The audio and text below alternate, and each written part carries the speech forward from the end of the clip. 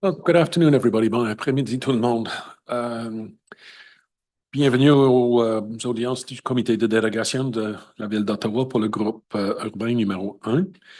We are a City of Ottawa quasi-judicial tribunal that holds public hearings to consider Planning Act applications, including minor variances to the zoning requirements and to consent to sever land. And we have one unique application this afternoon that we haven't dealt with in the past. Our hearings are here at Ben Franklin Place, 101 Centrepoint Drive, but we are obviously able to facilitate participation by video conference, both for panel members and for speakers. We live stream on YouTube, and the video is archived and is available for future viewing by the public. My name is Simon Coakley. I'll be chairing today's hearings. You can address me by my name or as chair. And with me are my fellow panel members. Online is Anne Tremblay. To my right, Mr. John Blatherwick, Ms. Sharon Lequier, and to my left, Mr. Arto Keklikian. Procedure for the hearings will be as follows. We do have an agenda that appears on the screen from time to time. However, for the sake of efficiency, we do sometimes rearrange it, and we will be doing that this afternoon. The items on the agenda were listed in the order in which they were received. The panel members have already reviewed the planning reports and the applications and the written submissions in support and in opposition to each of the applications. And our purpose today is to hear oral submissions relating to these applications. As part of the statutory public notification requirements, each applicant was required to post a sign on the property in question before the hearing. They also had to confirm in writing that they did so, or they'll need to swear or affirm an oath today. It's my understanding we've had written confirmation for all of the applications. That's correct, Mr. Chair. Thank you. So we will not have to swear anybody. We may ask for a brief presentation of an application, followed by questions for the applicant and then city planning staff. We will then hear from members of the public who have registered to speak, and we may also have questions for them. Please don't worry if you haven't registered to speak. We will give you the opportunity to do so, whether you are here in the room or online. Et si vous voulez faire vos présentations en français, n'hésitez pas de le faire. Finally, the applicant, who always has the burden of proof, will have an opportunity to make final comments in reply. I'd appreciate it if you could address your comments to me as the chair starting, and if you could start with your name and your municipal addresses for us for record-keeping purposes. Presentations are limited to 5 minutes, although there is a certain amount, I have a certain amount of discretion to extend that depending on the circumstances. At the end of the hearing, we may make an oral decision on each item, or we may reserve our decision, which means it won't be delivered today. In either case, and within 10 days, the Committee of Adjustment will send the official written decision and reasons for it to all the parties, participants, and anyone else who has requested a copy. We often ask if anyone has any questions. We don't usually get anyone asking any questions at this point, but I will ask.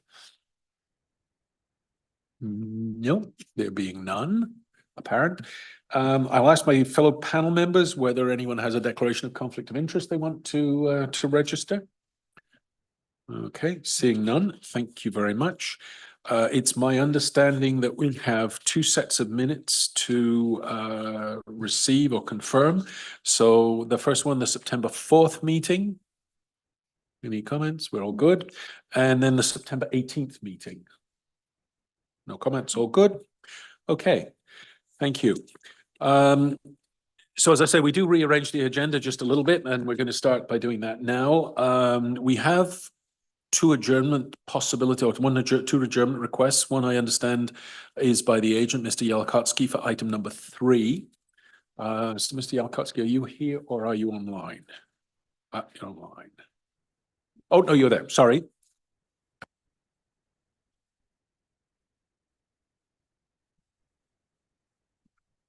Thank you, Mr. Chair. The reason why we're asking for an adjournment is I had prepared a grading approach that we had submitted to the committee, which has been validated, I should say. However, there were some inaccuracies in the grading plan that was sent to me this morning, and I do feel it would be beneficial to the committee and to the planner to be able to see the full grading plan, retaining walls and the servicing connections fully detailed, even though it's not normally required at this point. Given that it's a fairly difficult site. Okay, and so you're seeking an adjournment to the next meeting? To the next meeting, yes. Which would be November 6th. Yes. Okay. Questions, comments from the panel members? Any concerns from city staff? No? Okay, do we agree on the adjournment to November 6th? Oh, start here. To suggest, Mr. Chair, I wonder if there's anyone. Oh, sorry. Yes, thank you. Thank you very much. Good point. Is there anybody in the audience, either physically present here or online, who would like to speak to the adjournment? Please.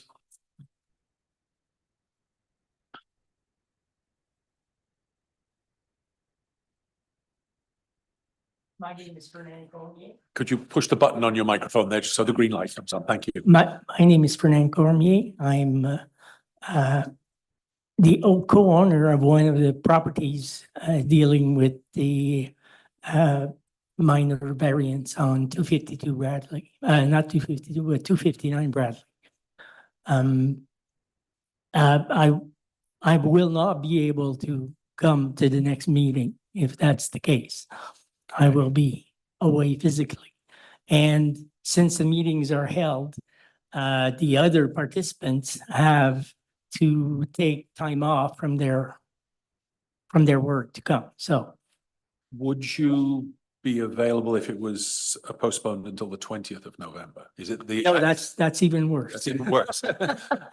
You are able to participate by video though, if you want. I could. Okay. Would you be, if it was adjourned to the 6th, would you be able to participate by video? Absolutely. So I think if in that case, unless there's sort of any other major concerns about it, because anybody can participate through the video process, and you will be able to speak to the issue through the video. Then, ma'am, did you have any? I have a question about. Okay, just. Thank you. Hello, my name is Julie Sigri. I'm at 247 Bradley. And if it's on, so then again, only in the afternoons, you never, because I have to take vacation time to come here. And at work, it's not always possible for me to be video conference for X number of hours. We do hold the hearings in the afternoon for what it's worth, a survey was done last year with people who had appeared before the committee to ascertain whether, generally speaking, afternoon sessions were preferable or evening sessions. And as I understand it, I wasn't a member of the committee at the time, but as I understand it, the overwhelming consensus was that afternoons was the most convenient for the most, for the largest number of people. So there is a bit of a balancing act there that we do have to do. And how much time will we have to review the new plans as well? Like, we said he's going to go back to review some of the stuff. How much time does that give us if it's on November 6th? Mr. Jalkowski, when do you think you'll be in a position to provide the new material or the updated material to our staff? The updated material will be available before Friday. So probably tomorrow or Friday morning, and can be uploaded to the site. But I'd also say that I will connect with her and deliver the information directly to you. Oh, thank you. And so that you can have it directly, so we can exchange information. Okay, thank you for that. Is that? Yes, that would. Okay. Yeah, it was a rush to write this. So. Yeah, no, fair enough. And we want to make sure you have the opportunity to make your, to make your submission. So if we adjourn it then to November 6th, is that panel members are agreed? Mr. Chair. Oh, yeah, we have somebody else. I'm advised to have speakers online who I wish to speak. Sorry, fair enough.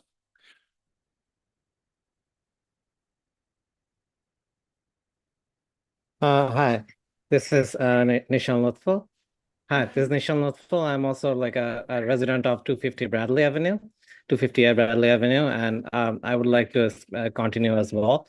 And I'm wondering, like, how did the grading come to be so accurate into the notice as 12% and 6%? Like, where did these numbers come from if there wasn't a professional grader already involved into it? And if that was already involved, then why is this adjournment even happening?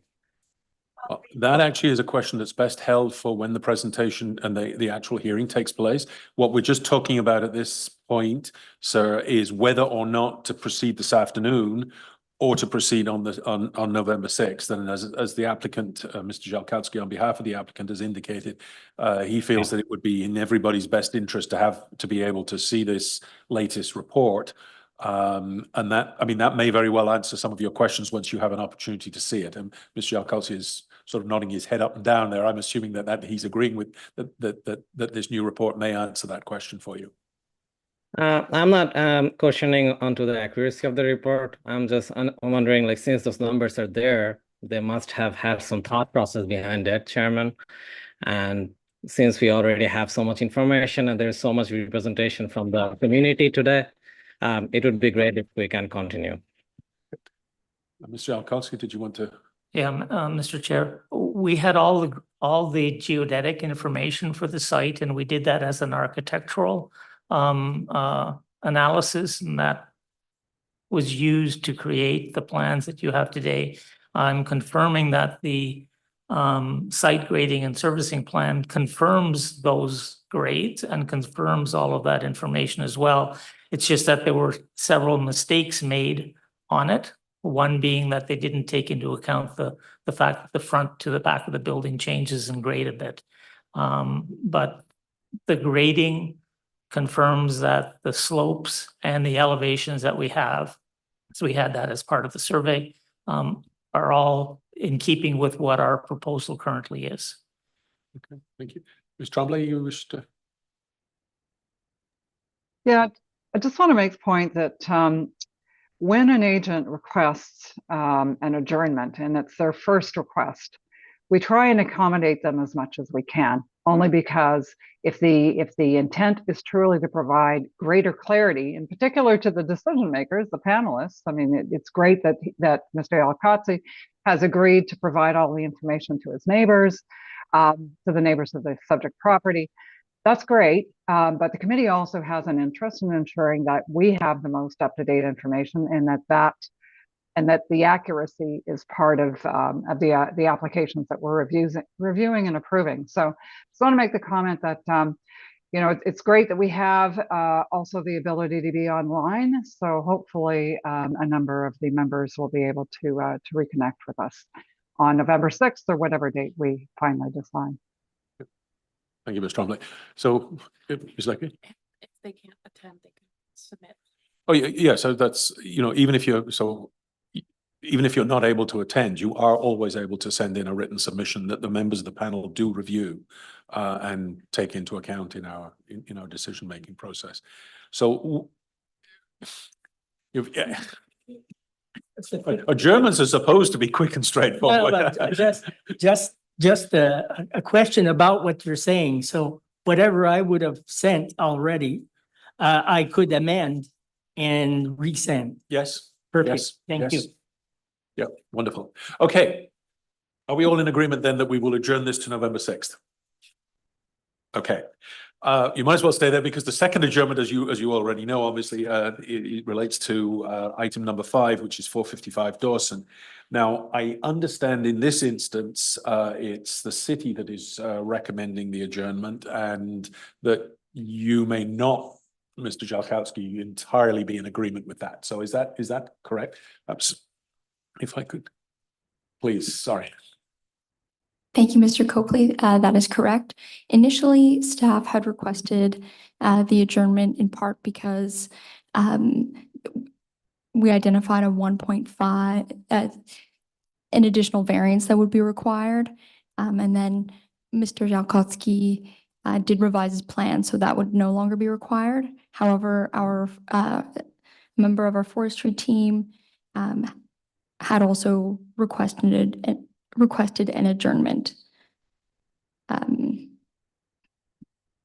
Is there someone from Forestry Online who can just summarize the reason why Forestry is requesting the adjournment? Ms. Young? Yes, thank you for the question. My concern comes from the tree information report and showing where the services for I think it was the sanitary sewer would be connecting from Dawson all the way or kind of around the building to the one facing Kirkwood. And from the report, it looks to me like it could destabilize the city tree that is in that location. So I disagree with the TIR findings, and I had asked the applicant for some more information from their grading engineer last week, just to confirm if there are options to shift that service or move it somewhere else, or excavate differently.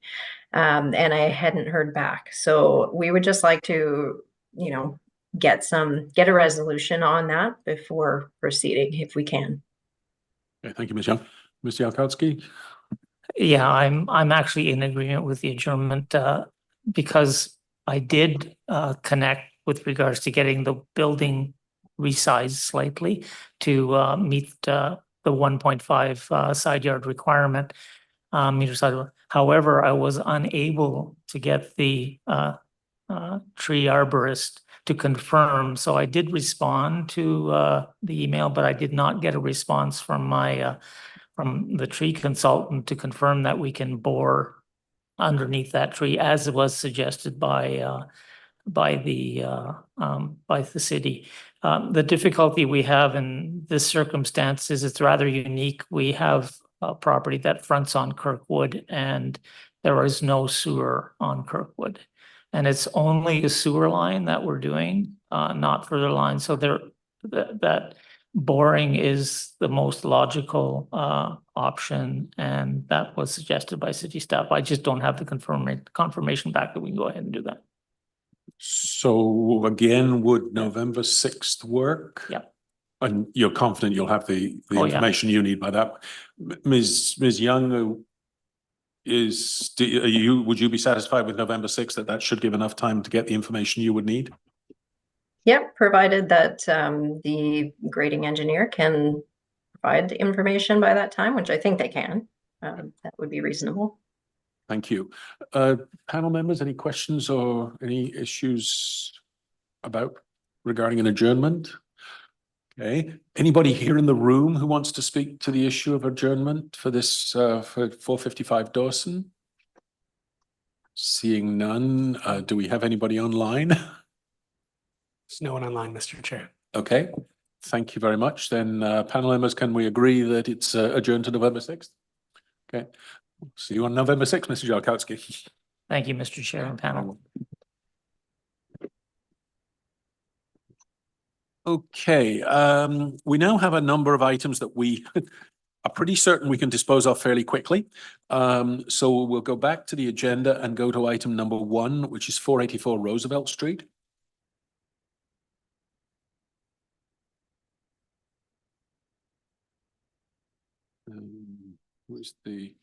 Is it Jay Adams? Ms. Adams. So we don't obviously need a presentation on this, but if you could just give us the sort of the 64,000 feet version of what you're asking from us. Hi, Mr. Chair. Jennifer Adams with Holmwood Architecture, agent on the file for 484 Roosevelt. Did you need my address as well? I think we know where Holmwood. We have that. We have that information, Yeah. Mr. Chair. Perfect. So it's a lot that we had previously been approved a severance and minor variances on. The severance overlapped, and so we're reapplying 2 zoning compliant lots of record with long semis to be put on them. Thank you. Any questions from panel members? And it is our understanding the city has no objections, no issues with this. Thank you. That is correct. Okay. Anybody in the room have any comments? Sir, if you'd like to come up.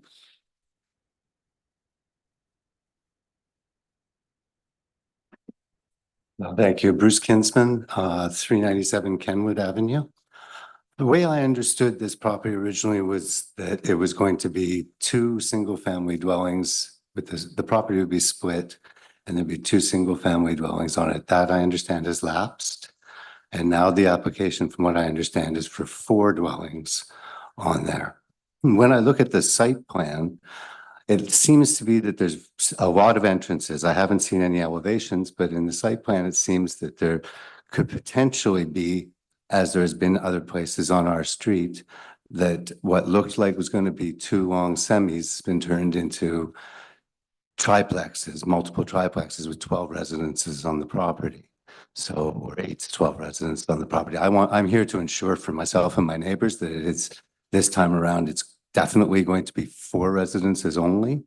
And also, like I said, originally, what we understood was that this was supposed to be 2 residences. So 100% intensification makes a lot of sense. 400 is acceptable, but 800% seems a little bit extreme. I'll let you answer in just a second, but I think we should note, unfortunately, I don't think anyone can give you that guarantee, because under provincial law now, any dwelling unit can be converted into 3, providing it meets building code requirements and things like that. Any existing unit or any new unit can have up to 3 units, 3 dwelling units per physical unit, and that's provincial, as the city. So a long family does not imply 2 residences. It could imply anywhere from 2 to 6 is I think our understanding of this. Now, maybe Ms. Abrams, you might be able to provide some clarification of what the intent is. We don't have this application is simply to split the land into 2 pieces. Right. We don't have any building plans. I mean, there may be some, but they're not here in front of us. And at this point, there definitely are no requests to deal with any zoning variances. It just seems like an end run around the original, like what I see as the intensification overlay. When I look at the intensification overlay, the corner units or corner properties have been zoned R4 for 6plexes. This seems to me to be taking an R3 and turning it into a 12plex. It seems like an end run around the rules.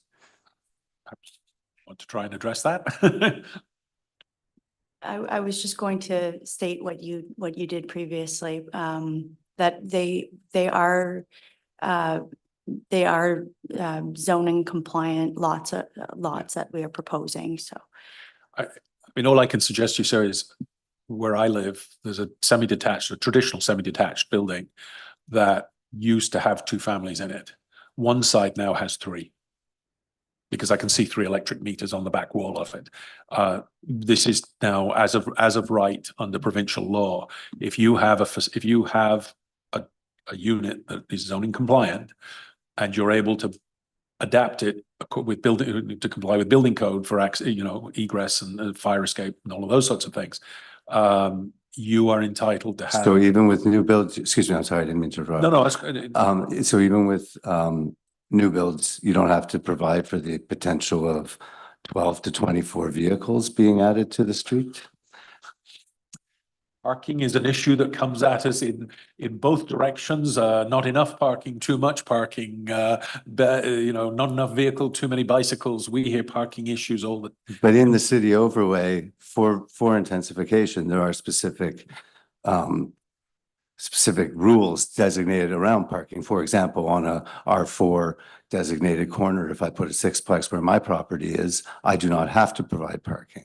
Whereas it seemed to me that when I read it, other places did have to supply parking. Very much depends on the zoning requirements. And for example, one of the items that was just adjourned is to create 2 long semis with a driveway down the middle to 2 parking spaces. I understood the application. We didn't get into the details of it, but to provide parking spaces in behind. And is there any assurance that there won't be, as has happened further down the road, a 4th unit put down in the basement?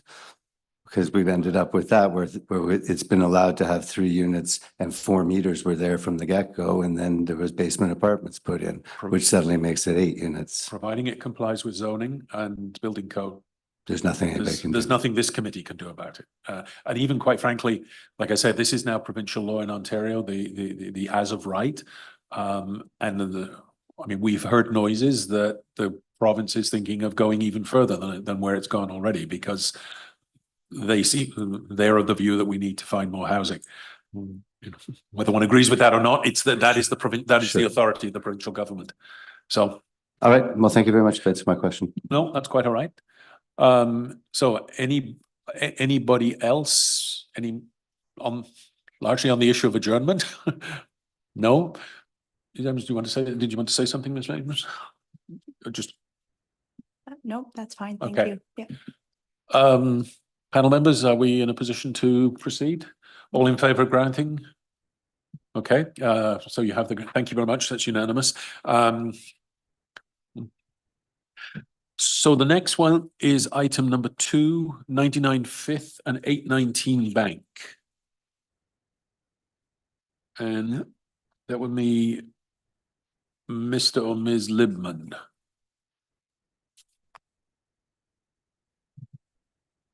Clearly not in the room. Online? Ah, there we go.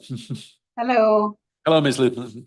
So again, we believe this should be reasonably, it's always very risky to say this should only take a few minutes. But we do believe this is reasonably straightforward. So perhaps though, if you could just give us again the sort of the 64,000 foot version for us.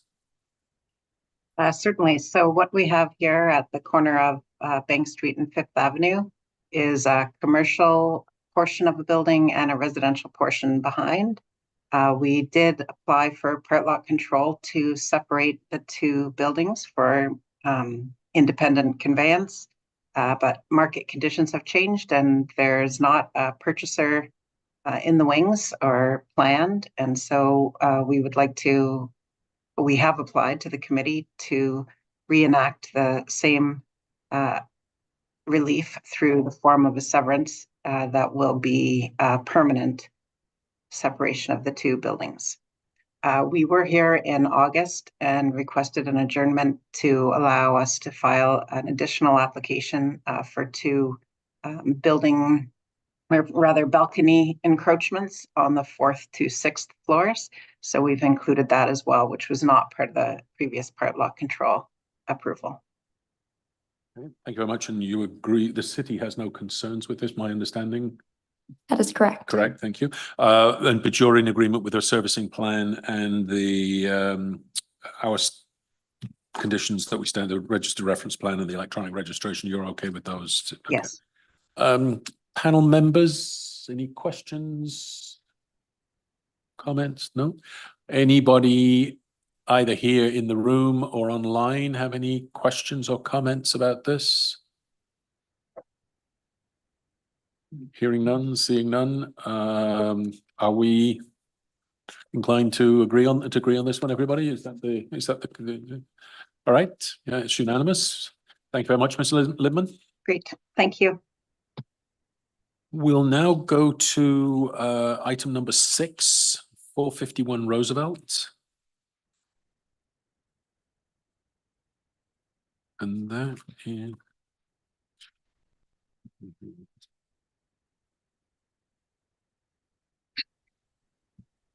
so it's Mr. Freeman. Good afternoon, Chair.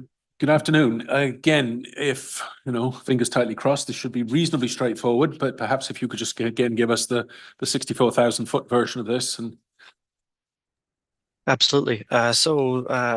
We previously applied on behalf of our applicant or the owner for a consent application for this property back in the summer of 2023. It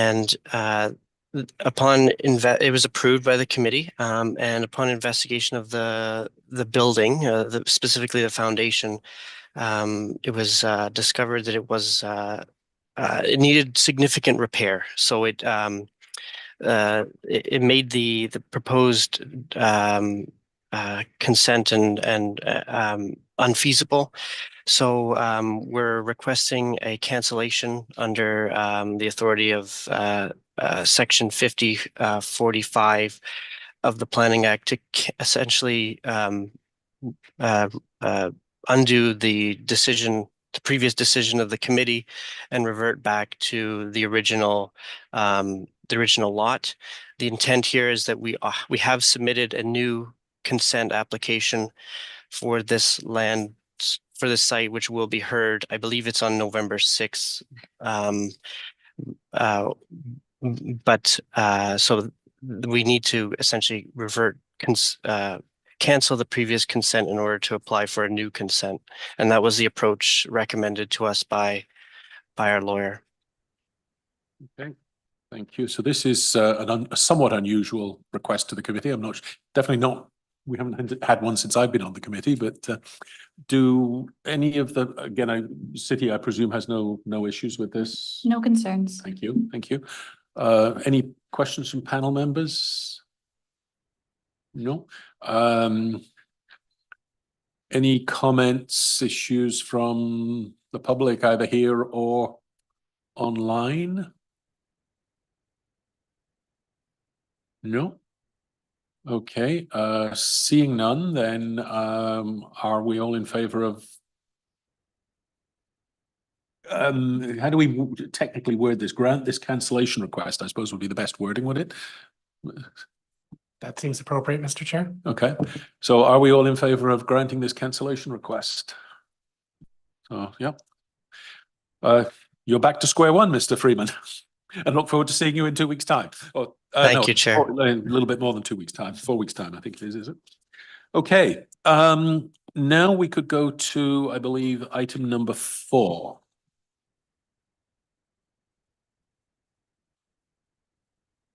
So this is Ms. or Mr. Sorry, it's this is 52 and 54 Grosvenor. So it's Ms. McQuaig. Hello. Good afternoon. Hello. I don't think we need a presentation on this, but again, if you could just sort of give us the high level version of what it is you're asking us to do, we would appreciate that. Yep. So high level, this is an existing long semi that has been constructed for a number of years. We're simply severing it along where the two dwellings are joined. There is a strata component which was detailed on the draft R plan correctly. However, there was a very, very minor correction that is needed to the notice that I did want to raise with the panel. So the part 1, I'm just going to pull up the draft art plan on my screen. So part 1, which is the rear unit, 54 Grosvenor, showed the frontage on the notice as 5.15. It's actually 5.16. So I know it's a second decimal point, but I just wanted to make sure that it matched the draft R plan. So that's just a minor correction, but we're just formalizing existing long semi into 2 individual lots. Thank you. Yeah, we were aware of that. So that's noted for the minutes purposes. And again, my understanding is the city has no concerns with this issue with this. Yeah, no concerns again, but if you guys have any questions, happy to answer them. Fair enough, thank you. Any panel members, do we have any questions? No. All is good. Any issues, questions, concerns from members of the public, either here in the room or online? No one online, Mr. Chair. No one online? That's good. Then, do you want to say any closing comments, Ms. McQuaig? Good to see everyone on this nice fall afternoon, I suppose. Too bad I couldn't be there in person. I have a 3-year-old with a fever on the couch right now. Oh, well, okay. We'll try and let you get back to her and to your 3-year-old as soon as possible. She fell asleep, so it worked out really well. Okay. Okay, are we inclined to grant this application, everybody? Yes, so yes, you have your severance. Thank you. Have a good day. Thank you very much. Okay, that leaves us with item number 7, which is 290 Holmwood. It's Ms. Adams, yeah, again.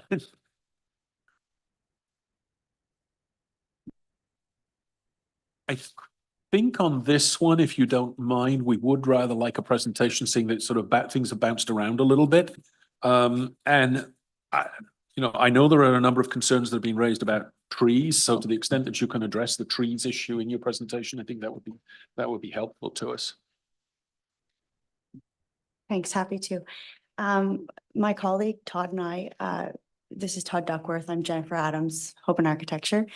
We were going to co-present, if that's all right. Okay, perfect. So I'll let Todd kick off the presentation with an overview of the site. Good afternoon, Mr. Chair and members of the committee. I believe we have a slideshow presentation. Oh, there it is. Thank you. So we prepared a fair amount of material just to try and cover everything off. We'll try and keep it as quick as we can. Next slide, please. So just a brief overview of the site. This is a property that is quite a challenge to work with. The main features of the site as it exists is very steep grade from a low point at the sidewalk to the rear lot line has a grade change of approximately 5 meters. There's currently one single detached dwelling on the property with a prominent driveway and front-facing garage. This existing detached dwelling is set back substantially from the street. It's set back more than any of the immediate neighbors, and it's also set back more than what the zoning bylaw currently contemplates as a maximum front yard setback. Next slide, please. Just very briefly, these are a few contextual images of other homes in the immediate vicinity, and in various ways demonstrates how each of these properties deals with significant grade change on their own properties. Next slide, please. Contextual overview of the neighborhood. We can see 290 Holmwood is in the center. So this property is, I think, as can be seen, a bit of an anomaly in the pattern of the immediate context. It's a double wide lot with 2 lots of record, and it underutilized. It has a single dwelling unit on a piece of property that under the zoning bylaw, as of right, would be permitted up to 4 homes in the form of 2 semi-detached dwellings. If it were severed as such, it would have compliant lot areas and lot widths. So underutilized from a housing perspective for an urban neighborhood. And our proposal for this project is to replace the existing home with a new semi-detached dwelling. Next slide, please. So this is the proposed site plan. The north portion is to the left of the page where the street is. Now this is, as you know, the second time we've brought this file to the committee. We came to the committee a year ago, or we were prepared to, with a more intensive scheme where in fact we were proposing 2 semi-detached dwellings for a total of 4 units on the property. There was a fair amount of discourse that we had with immediate neighbors and members of the community. And clearly one of the most distinctive features of the property is a large number of mature trees on the site. And a lot of concerns expressed with removal of those trees. We heard the concerns. Again, we had many conversations with immediate neighbors about the concerns. One more detail about the trees is that on the top of the page along the east side property line, one of those trees is a boundary tree and jointly owned between our property and our neighbor to the east.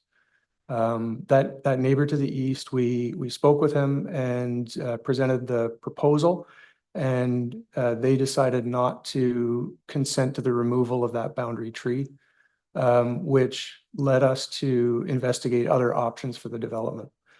Ultimately, what we chose to do was to actually reduce our proposed development by 50%. So remove entirely the eastern semi-detached dwelling in those 2 units and only propose 1 semi-detached 2 units on the western parcel. Now, what we see in the site plan is a dotted line on the eastern lot that demonstrates developable area of that lot.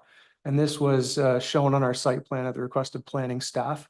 They wanted to ensure that through the course of this application, that the vacant portion of land would be developable in the future.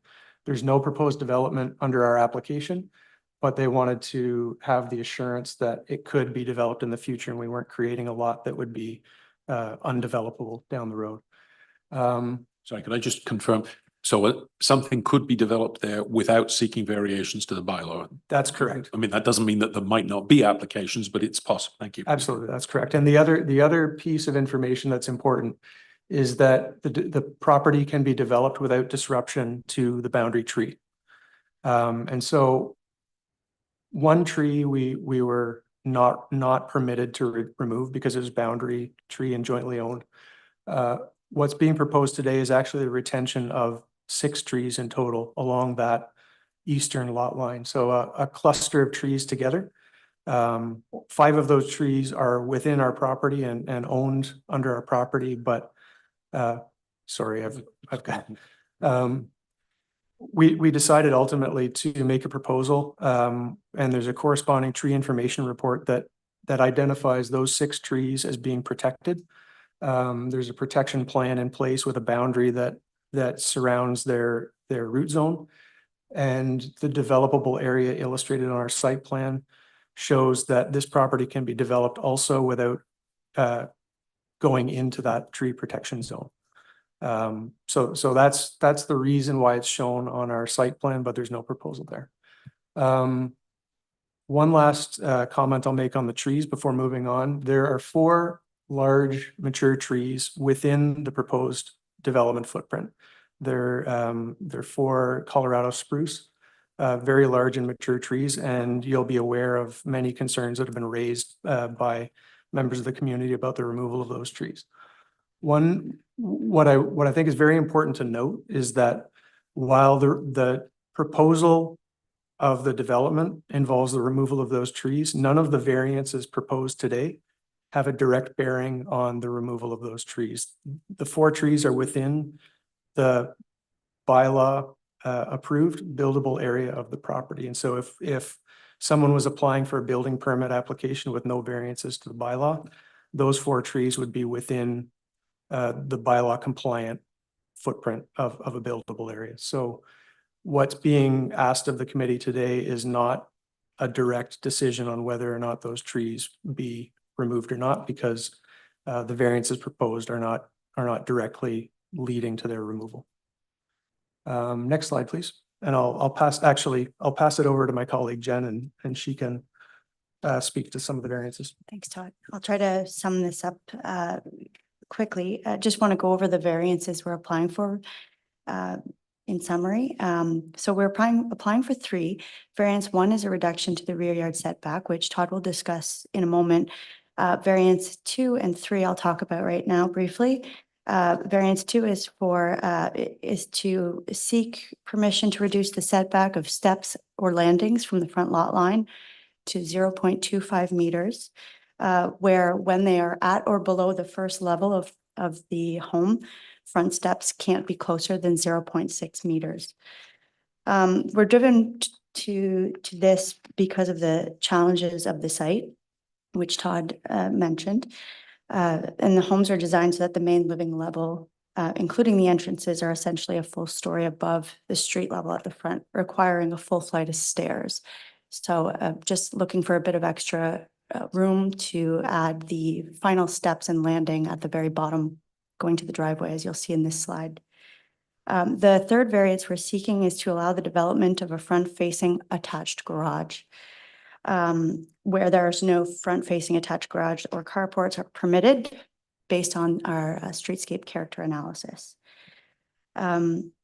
The reason we're doing this, again, is due to the challenging site conditions where we have an approximate 5.75 meter grade difference from the sidewalk to the rear property line. If we're to follow the natural slope of the property, a driveway would have to have roughly an 11% slope, which exceeds what's allowed, making it virtually impossible to accommodate side yard or rear yard parking without the use of massive retaining walls. And you can see examples of this just next door to the west, just as one example of what could be done. One thing I want to mention is that we do have support from planning on this. They did mention in their report that they have no concerns because of the challenges of creating rear and side yards at driveways, pardon me. One other thing I'll mention about those garages, something we're doing to minimize the impact on the street. We've pulled the garages back by 4.9 meters from the front lot line. And that's an additional 2 meters from the front wall of the house as well. And on top of that, the presence is further diminished by the projecting balcony that you see in this image on the second level.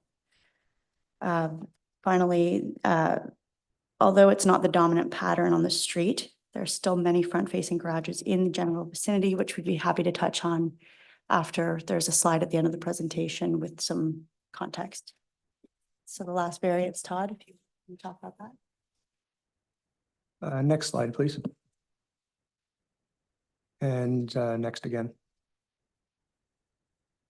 Thank you. So I'll speak try to be brief about the variance request for a reduction of rear yard setback. It may be difficult to see here, but what I would like to illustrate in this page is that we're proposing a footprint that is not any larger than what the bylaw would support in this case. So in this particular case, there's a minimum front yard setback and also a maximum front yard setback. The minimum is 1.5 meters from the front lot line, and the maximum is 3 meters from the front lot line, which means the building could ultimately be 1.5 meters closer to the street than what we're proposing. We're choosing to set the building at its maximum front yard setback because it's more aligned with the context of the street. Most of the other houses on the street are set back actually even a little bit more than the 3 meters, but the 3 meters is the maximum that the bylaw allows. So in the interest of not having a building that is substantially forward of all of its other houses on the street, we're trying to be as consistent with the lot development pattern as possible. And so essentially giving that 1.5 meters back in the front yard setback. What we're proposing in rear yard setback reduction is approximately 1.3 meters. It amounts to 5% of the required rear yard depth. So requirement is 30% of lot depth for rear yard setback. We're proposing 25%. So put another way, by increasing the front yard setback by 50%, we're able to by reducing, sorry, I'll just skip over that part. I think basically you're shoving the building back. We're taking a zone compliant footprint and sliding it back on the property. That's the takeaway. And next slide, please. This is a cross section through the site just to help to illustrate the impact. So again, going back to the grade change on the site, grade rises up substantially towards the back of the property. There's also a tree buffer along the rear line of the property and a retaining wall. The impact in the rear yard from the reduction of rear yard setback is, we feel, quite minor due to the fact that this property is lower than the rear neighbor by quite a bit. It has the tree protection buffer. And again, this is in service of providing a substantial increase to the front yard setback where it's going to be far more impactful to the context. And I'll leave it at that and open to questions. I'm sure we'll get at a number of issues through the questions. So I have two, one on this rear yard setback. What is the current rear yard setback from the existing building? How are you going further back than the existing building? Because it seems to be set fairly far back on. I think, Bill, I believe you commented it was set fairly far back on the lot. So so to answer your question, yes, the proposed rear yard setback is greater than the existing building by approximately 1.3 meters. When I mentioned the setback of the building on the street, it's a very shallow building comparatively. And so the front yard setback is of the existing is quite extreme. And it does happen to sit roughly on the rear yard setback reduction. So that's the. And you mentioned the trees, which if my geography is correct, would be along the north lot line. So not Holmwood, but back in behind the house, if that's so there's a buffer of trees on the south lot line, which is the rear lot line, and they're at the top edge of a retained portion of grade. And those would not in any way be affected by the construction. No. So the tree information report itemizes 2 of those trees for replacement due to poor health. And that was just at the recommendation of our arborist, but the intent is that all the remaining trees would be kept and that the poor trees that'll be replaced will have new ones planted. Okay, thank you. Colleagues.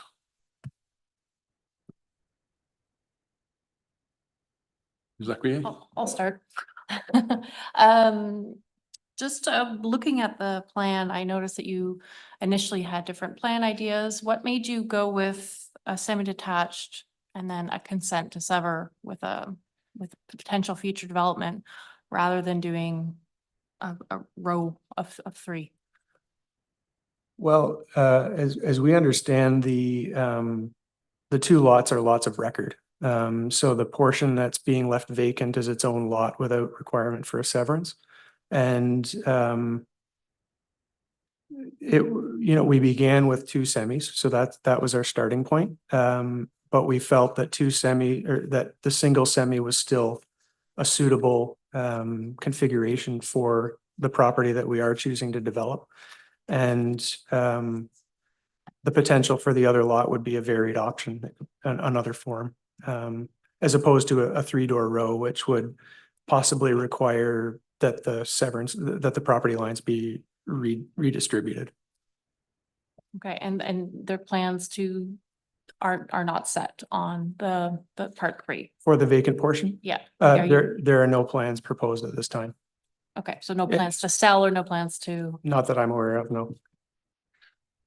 Just on the issue of the lots, I think it's our Committee of Adjustment staff are recommending that we slightly reword the proposal to subdivide the property to create two new parcels. I'm not sure that it much hinges on it, but I think the feeling is that's a slightly more accurate description of what you seem, like just what you said, that the other lot, yeah, in its is already it's a lot in and of itself. So okay, that's how we would word the final the decision, correct? Assuming we get that. Excuse me, that's correct, Mr. Chair. It would just help to clarify that two new lots are being created and avoid any confusion with the resulting number of lots. Just before I ask, well, I mean, because of the issue that came up with one of the previous speakers, at this point, and recognizing what the owner's legal rights may be, but my understanding is the intention is this is a semi-detached house in the traditional understanding of a semi-detached, as in one dwelling unit here and one dwelling unit there that share a common wall, not 1, 2, 3, 4, 5, 6, 7, 8 or anything like that. That's correct, Mr. Chair. Thanks. Mr. Blatherwick?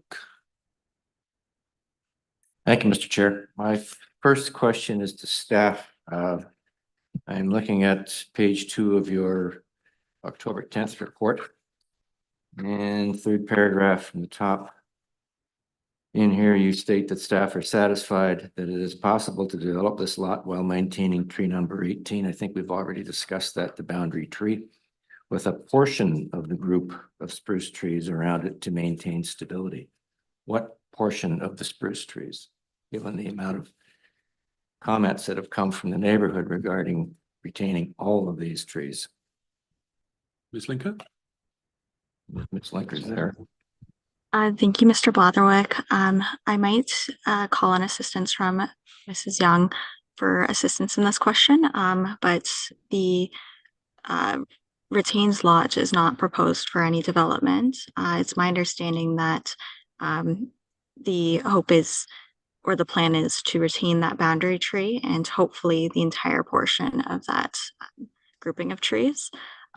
Ms. Young can speak to the ability to receive tree removal permits for that grouping, but I believe that they all share a similar critical root zone. Ms. Young? And my second question, Mr. Chair, was to Ms. Young, so that's fine. Oh, okay, well, that's wonderful. So don't go away, Ms. Young. Okay, thank you. Do you want to ask your other question first, or? No, go ahead. Okay. So yeah, I just framed it as retaining a portion of those trees, as some of the previous designs that we had reviewed showed removal of maybe one of that group. And I think that is something that is allowable, especially given that a lot of these trees are within the allowable footprint that could be provided in the future.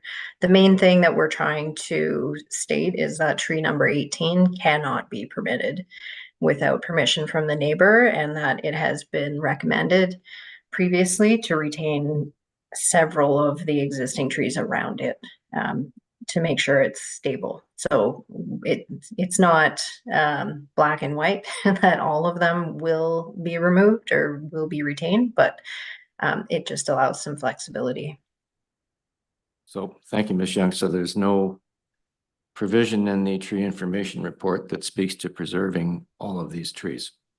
It does currently. So right now, with the plans we have, which include no development on this site, it does recommend retention of all of those trees, that full grouping. And so that is great, but we know that a future plan may not be what is showing on the conceptual drawing right now.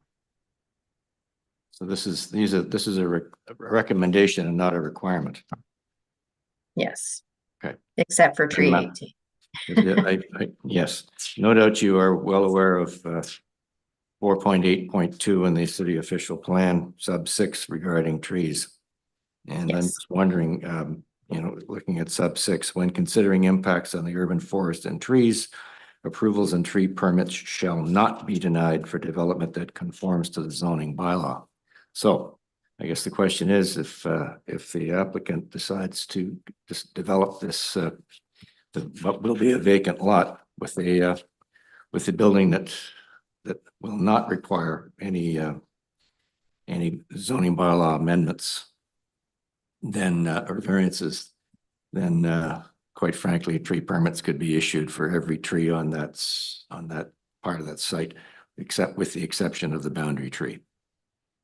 That's right. And the piece that's difficult with this is, they would need to retain a certain amount of space around tree number 18 to ensure that it can actually survive. And that overlaps with the location of several of those other trees. So there is a lot happening here, especially with the grading. There is a significant grade change here. So I think it is in the best interest for future development to retain a portion and make sure that it can be done. But yes, as you've mentioned, we are limited in terms of, preventing tree removals in the And as you know, sub 6 also gives ourselves and the city council the right to refuse a development application where it deems the loss of a tree avoidable. Yes, that's right. Which means at some point in the future, when we're dealing with this site, we may have a request to remove those trees, and we could frankly say no. Yes. All right. Thank you, Ms. Young. Thank you. Anything else, Mr. Blatherwick? No, that's all. Thank you, Mr. Chair. Anything else from any of the other panel members at this point? Okay, so it's my, again, is it Ms. Linker on this one? My understanding is that other than the tree issue, which we've just discussed, the only other outstanding concern that the city has is the rear yard setback. Is that you don't have any concern about the front-facing garage not being in compliance with the streetscape analysis? Yes, that's correct. Okay. And notwithstanding what was just said, you still maintain your concern about the rear yard setback? Yes, Mr. Chair. Okay, thank you very much. Okay, is there anybody in the audience who wishes to speak? Please come forward, and if there's anybody online, if you could perhaps just signal to staff, and then we can get you. And so, sir, if you could just give your name and your address for the record. Hi, everyone. It's Andrew Bauman, and I reside at 286 Holmwood. Thanks for the opportunity to comment on this proposed plan. I have to admit I'm here representing several members of our community who were unable to attend in person. And I'd just like to echo their concerns that were submitted in writing in regards to the trees on the property. As you have mentioned, it's quite a concern for our community, especially those 4 large Colorado spruce. I think you know, if the city is committed to maintaining a healthy tree canopy, the removal of those trees is a significant, I think, setback in that approach in terms of, you know, maintaining biodiversity and a healthy tree canopy. So I understand that the developers have made an attempt to retain some of the trees in the back, and I have been in open discussion with them about maintaining the boundary tree on the east side. But I would like to just mention that those 4 large ones that are going to be potentially coming down to accommodate the structure, it's quite a large loss for the community. So just wanted to mention that. And in addition, I found that the resubmission of the plan for the east side of the property, having the empty lot sitting there, and you alluded to, you know, for now, that boundary tree is going to be retained. However,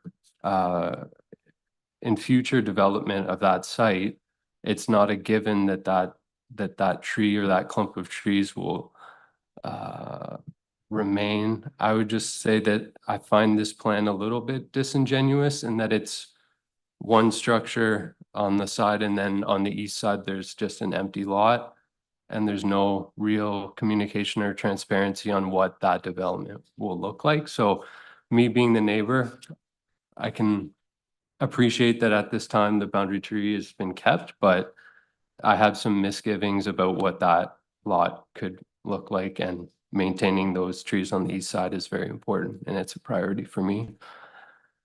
So that's on the tree side of things. Do you mind if I go on about concerns over variances in regards to the front-facing garage? I've expressed to city planners our concerns from a safety perspective. I think that there's due to the grading of Holmwood Avenue and there's a lot of vehicles, a lot more congestion on Holmwood, and so vehicles are coming down the hill, and once they get to the bottom where my property is and the development is, there's a intersection at Gordon that's already quite problematic. I know the city's tried to cut back some of the tree line, but the visibility in that intersection and the fact that people are coming up the hill to Holmwood from Gordon and coming down, just to add that front-facing garage that close to Holmwood Avenue and exiting out into that Gordon intersection, I find that that is going to be quite problematic. And just to speak to some of the snow removal challenges that currently exist on Holmwood, on our properties, Holmwood it's going to be a problem, I think. And just to mention, there's quite a few young families with children there, and so the visibility of adding front-facing garages, being able to exit my property is already hard as it is onto Holmwood. I'd just like the city to reconsider some of those concerns as well from a safety perspective. So yeah, that should cover it, but thank you for the opportunity. Thanks. Thank you very much. My understanding, and I can either look to the applicant or to Ms. Young to just confirm, as far as the boundary tree is concerned, because it is a boundary tree, it cannot be removed without the consent of the other property owner. I think that is so now, obviously the other property owner could change their mind at some point or could sell, and a new property owner could be of a different point of view. But as long as that property owner stays there and denies consent to remove that tree will be there. The issue is perhaps how many and as Ms. Young was saying, the root zone of that tree, there are a number of other trees in the same area. So at least a few of them, as I understand it, could not be taken down without damaging the boundary tree. So, whether it's all 6 or whether it's a smaller number than 6, I don't know. But so just in terms of that tree, and again, unless somebody wants to kind of correct me on that point, that's my understanding, is that the tree itself is pretty sacrosanct at the moment, and a number of the other trees, because taking them down would damage the main tree, would also be protected. Is that fair, Ms. Young, or from the applicant? Maybe from the city's perspective, Ms. Young, is that a fair statement? Yes, that's a fair statement. Okay, thank you. And you understand, you and the property owner understand that as well, presumably. Okay, yeah. Okay, no, thanks, that's fine. I guess I would just push back a little bit with you, Sarah, just to kind of clarify my understanding as well. From the pictures that we were shown, it does appear that there are a number of driveways leading to parking in the backyards of some of these homes on Holmwood. Just how is a front face, and I'm not a fan of front facing garages, as anyone who's come before us will know, but how is a front facing garage in that context significantly different from a driveway that goes along the side of a house and goes back into, you know, into the back from the, you know, you're raising it as a safety concern? Right. In terms of the visibility, I guess I would say when exiting our driveways, being able to see up the street into Holmwood, if there's a large structure there, it's quite difficult. Okay. And also, just as I mentioned, that intersection at Gordon Avenue, which exits right out onto the new proposed development. So they're backing out their vehicle in the front facing garage right into an intersection essentially. So if there's two garages there, then it's quite a concern. Right now, the existing property has one driveway, and the garage is pushed far back, whereas front facing garage, reduced visibility. Thanks. Okay, thank you. Panelists, any questions for the? No? Okay, well, thank you very much, sir. We appreciate it. Does anybody else have any comments that they want to share with us? Was there anybody online who indicated a? No, Mr. Chair. Nobody online? Okay. In that case, we'll give you a couple of minutes to wrap up and respond to anything you may have heard that you might want to respond to. Thank you, Mr. Chair. I would just like to reiterate on the topic of front-facing garage. We've done a fair amount with our design measures to actually set the garage face itself further back from the road than it may appear. So what's the most prominent piece of the design is actually a terrace that is over top of the driveway to the front-facing garage. But the front-facing garage itself, the front edge, I believe, is about 4.9 meters back from the property line, and then there's an additional buffer to the street edge itself, which is actually within, I believe, about 12 inches of Mr. Bauman's own front-facing garage is about 5.2 meters from the front property line. Only in Canada would we mix inches and meters. I'm jumping back and forth between the two. So it's something that exists in the context. As mentioned before, it is a challenging site. Any vehicle backing out is going to face challenges, whether it's coming from as you mentioned, a side driveway or a garage. I don't believe that the position of a front-facing garage is really going to exacerbate that in any way any more than any other driveway condition would. And then just to circle back on the rear yard setback reduction, just to reiterate that it's not a request to enlarge the house in any way. It's a footprint that the bylaw contemplates. It's as you noted earlier, it's a repositioning of that footprint back from the street to the benefit of the streetscape context.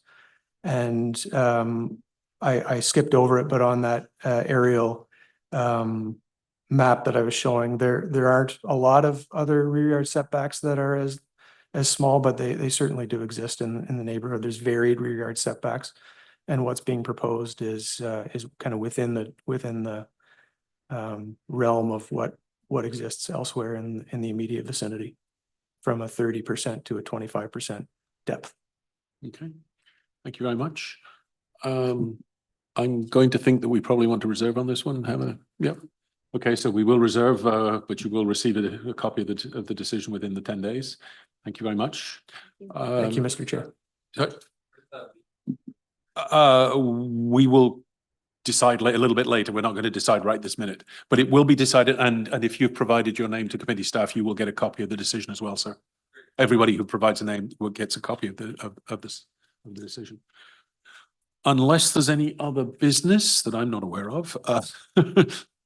Okay, seeing none, we now stand adjourned. Thank you very much, everybody.